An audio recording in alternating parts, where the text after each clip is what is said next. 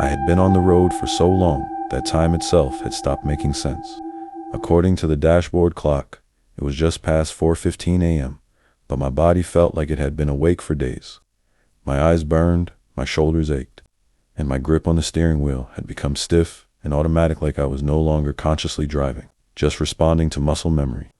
11 hours earlier, I'd left my apartment just outside Millbrook, chasing an opportunity that could change everything. A job interview, a real one. The kind you don't turn down, even if it means driving nearly 600 miles through the night with nothing but caffeine, adrenaline, and hope keeping you upright. Flying wasn't an option. Company policy. Mileage reimbursement instead. So I drove. At first, it wasn't bad. Music, podcasts, the hum of the highway. Midnight came and went. Somewhere around 2 a.m., the roads emptied out, and the world narrowed into nothing but headlights, asphalt, and the occasional reflective sign flashing past like a ghost. By 3:45 a.m., the danger set in. That deep, terrifying exhaustion, the kind where your eyes close before your brain gives permission. Twice, I drifted just enough to hit the rumble strips. The sound jolted me awake both times, my heart slamming into my ribs as I corrected the wheel. I wasn't going to make it another hour like that. When I saw the sign for a rest area, I didn't hesitate. The rest stop. The place was barely more than a wide patch of asphalt carved out of the woods. A low concrete building sat in the middle, bathrooms only. No vending machines, no attendants.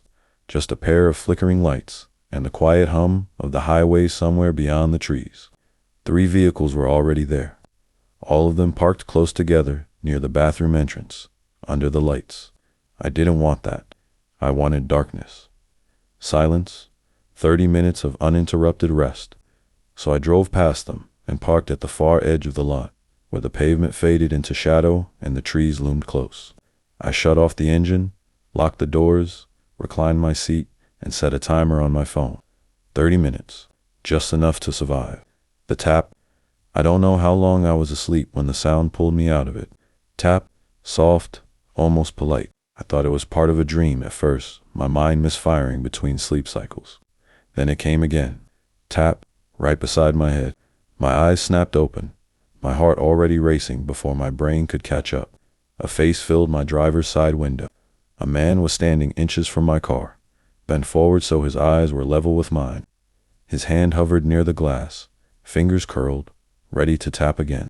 I froze. He looked ordinary. Mid-40s maybe. Tall, thin build, dark jacket, jeans, unshaven but not wild looking. If I had passed him at a gas station, I wouldn't have thought twice. He smiled and gestured for me to roll the window down. My instincts screamed no. I cracked it open just enough to hear him. No more. Sorry to bother you, he said casually. Didn't mean to scare you.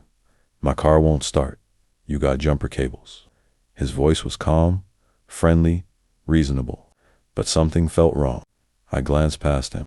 His car was parked directly next to mine, not near the bathrooms, not under the lights.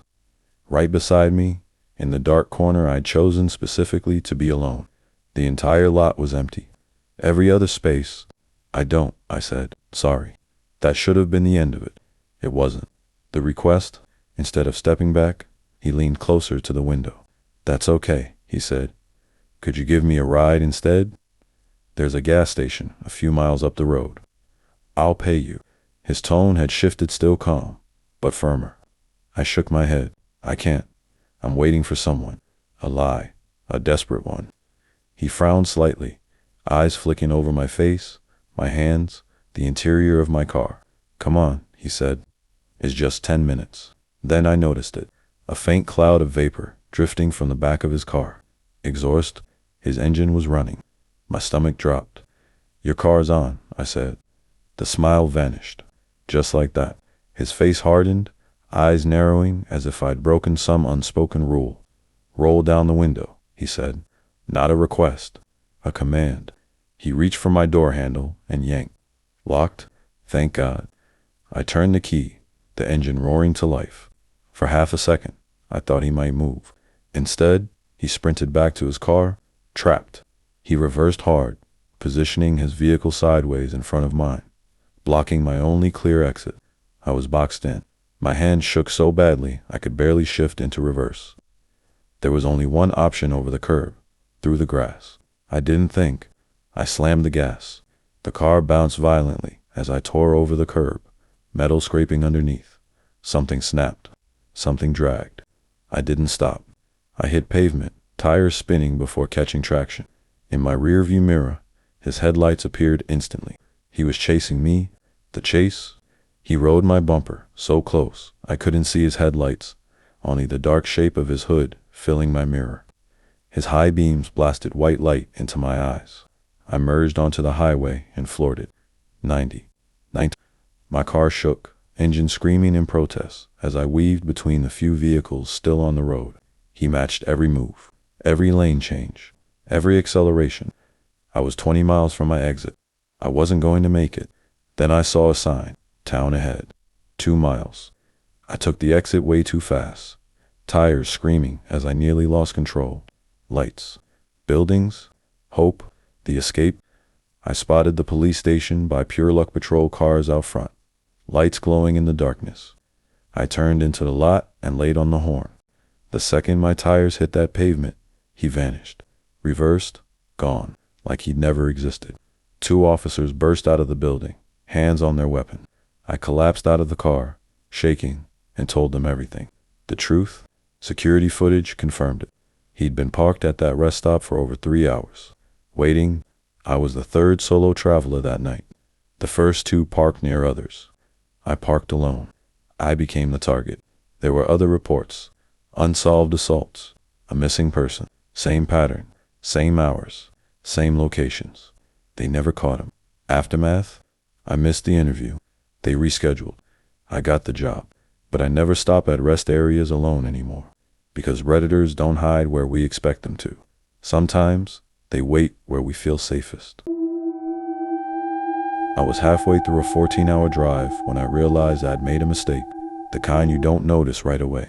The kind that only sinks in when it's too late to turn around. I was driving south through rural Nevada, cutting across long stretches of highway to save time. My GPS said it was faster. What it didn't mention was that the road would turn into an endless ribbon of darkness, with nothing but scrubland, broken fences, and distant mountains that looked like teeth against the sky. It was just after 2:30 a.m. The radio had lost signal an hour ago, leaving only static. I'd rolled the windows down to keep myself awake, letting the cold desert air sting my face. Every mile marker felt identical. Every stretch of road felt like the last. I hadn't seen another car in almost 40 minutes. Then I saw headlights in my rearview mirror. At first, I felt relieved. Company, even unwanted, was better than total isolation. The headlights stayed far back, steady and centered. No swerving, no rushing. Just there. 10 minutes passed. Then 20. The headlights didn't pass me. They didn't fall behind either. They matched my speed perfectly. I sped up a little. They sped up. I slowed down. They slowed down. That's when my stomach tightened. I told myself it was coincidence. Maybe another tired driver just cruising.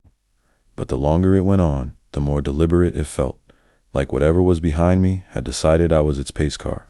I checked my mirrors constantly. The vehicle was too far back to make out details. Just 2 dull white eyes floating in the dark. Then my gas light came on. I cursed under my breath. I should have filled up earlier, but I had convinced myself I could make it to the next town. The GPS showed a gas station about 12 miles ahead, one of those tiny dots labeled with a single word, services. I signaled and took the exit. The headlights followed. The road off the highway narrowed quickly, turning into cracked pavement barely wide enough for 2 cars. No streetlights, no houses, just darkness swallowing everything beyond my beams. The gas station appeared suddenly, like it had been dropped into the void. 1 pump, 1 flickering light. A small building with boarded windows and a handwritten sign taped to the door, closed. I didn't even pull up to the pump. I stopped near the entrance, heart pounding. The other vehicle slowed, then rolled past me. I let out a shaky breath as it parked on the far side of the lot. The engine stayed running. I didn't get out of my car. Neither did they. Minutes passed. The silence felt thick, pressing in on me. No insects, no wind. Just 2 engines, idling in the dark. Then their headlights turned off. My hands tightened on the steering wheel. Without the lights, the vehicle became just a darker shape against the night. The driver's door opened. A man stepped out. He was tall, too tall. His movements were slow, unhurried, like he had all the time in the world. He didn't look at the building. He didn't look at the pump. He looked straight at me. I locked my doors, though I was pretty sure they already were. He started walking. Each step echoed too loudly in my head. Gravel crunched under his boots as he crossed the lot, stopping just outside my headlights. He stood there, staring, his face still hidden in shadow.